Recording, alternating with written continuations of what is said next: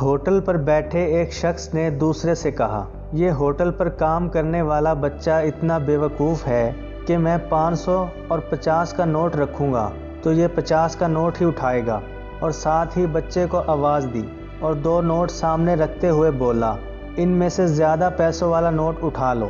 بچے نے 50 کا نوٹ اٹھا لیا تو دونوں نے کہکا لگایا اور بچہ واپس اپنے کام میں لگ گیا۔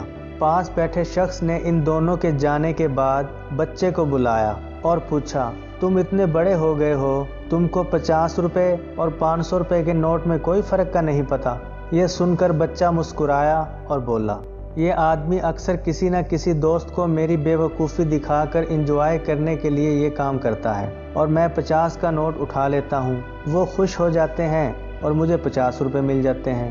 جس دن میں نے 500 روپے کا نوٹ اٹھا لیا اس دن یہ کھیل بھی ختم ہو جائے گا اور میری آمدنی بھی ختم ہو جائے گی۔ ناظرین، زندگی بھی اس کھیل کی طرح ہی ہوتی ہے، ہر جگہ سمجھدار بننے کی نہیں ہوتی، ہر جگہ سمجھدار بننا ضروری نہیں ہوتا۔ جہاں سمجھدار بننے سے اپنی ہی خوشیاں متاثر ہوتی ہوں وہاں بیوقوف بن جانا ہی سمجھداری ہے۔